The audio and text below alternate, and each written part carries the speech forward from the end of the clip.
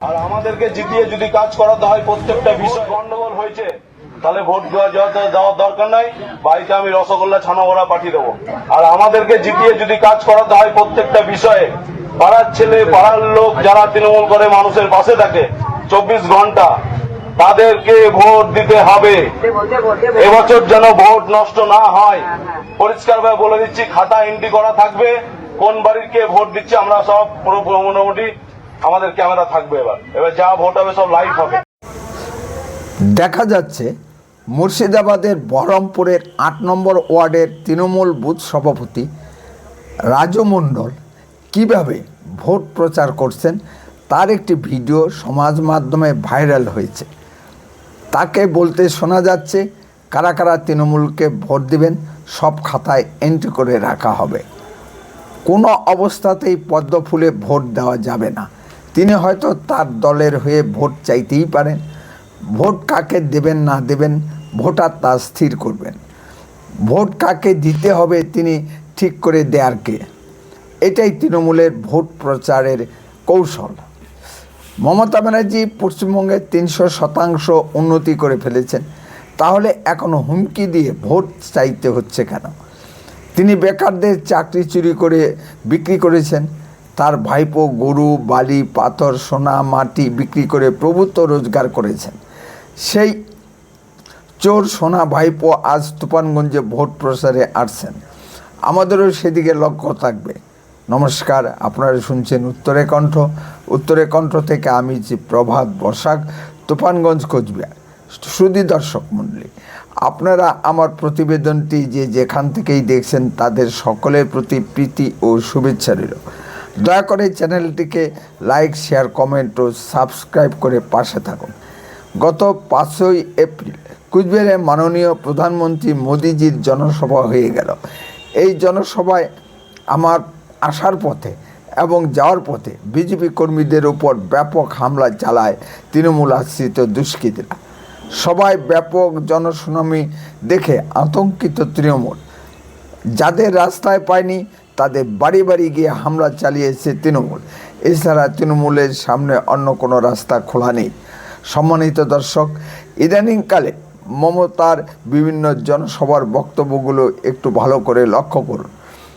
রাজ্যের উন্নয়নের কোনো বার্তা নেই, আছে শুধু খিস্তি খেউর, নির্বাচন কমিশন খারাপ, কেন্দ্রীয় সরকার খারাপ, মাননীয় স্বরাষ্ট্রমন্ত্রী অমিত শাহজি খারাপ ইত্যাদি। পৃথিবীতে একমাত্র ভালো মানুষ বলতে একমাত্র উনিই আছেন। বেকারদের চাকরি বিক্রি করে দিয়ে রাজ্যের শিক্ষিত বেকারদের সারে সর্বনাশ করেছে। গণতন্ত্রকে পদদলিত করে রাজ্যে এক নায়কতান্ত্রিক শাসন ব্যবস্থা চালু করেছেন। কোথাও বিরোধী দলের ফ্ল্যাগ ফেস্টুন পোস্টার থাকে না। গত কয়েক বছর ধরে মারগঞ্জ অঞ্চলে বিজেপি ছোট ছোট বৈঠকও করতে পারে না। বৈঠক শুরু করলেই তৃণমূল সেখানে পুলিশকে সঙ্গে নিয়ে গিয়ে হামলা চালায়। বিশ্বাস না হলে মারগঞ্জে বিজেপি পার্টি অফিসের চেহারাটা যাতায়াতের পথে একটু লক্ষ্য করবেন। বিজেপি কর্মীরা মারগঞ্জ বাজার ঘাট করতে পারে না। বাড়ি থেকে বেরোলেই নানা ধরনের কুৎসিত মন্তব্য ভেসে আসে। এটা শুধু মারগঞ্জের চেহারা না, সারা পশ্চিমবঙ্গের একই চিত্র।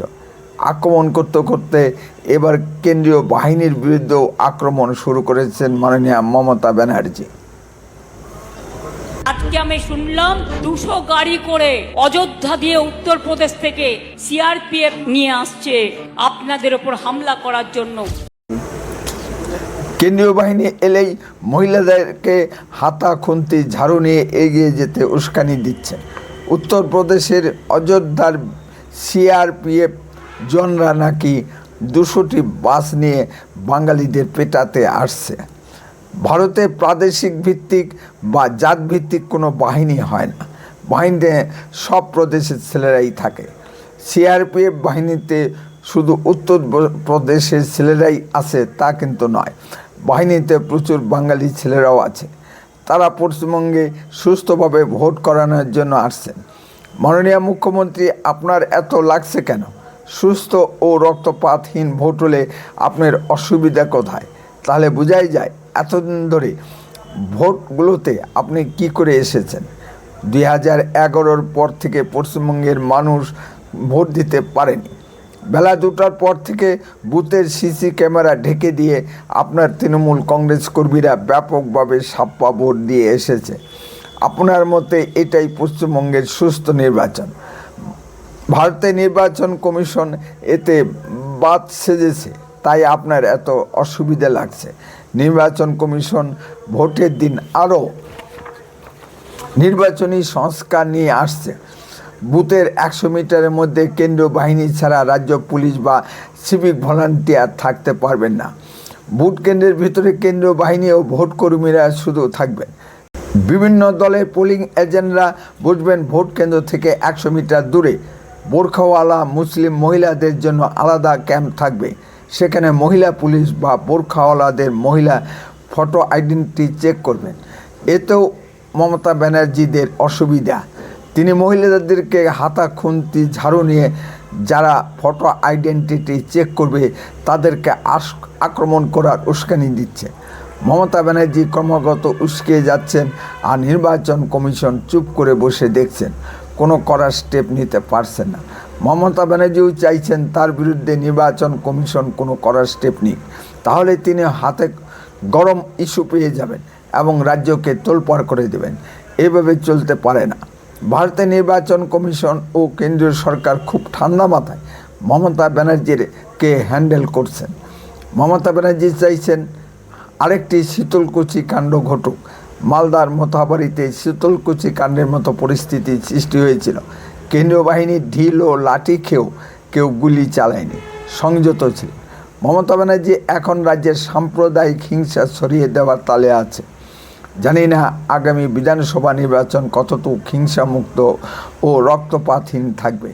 এখনও পর্যন্ত কোনো লাশ পড়েনি, এটাই একটা আশার কথা।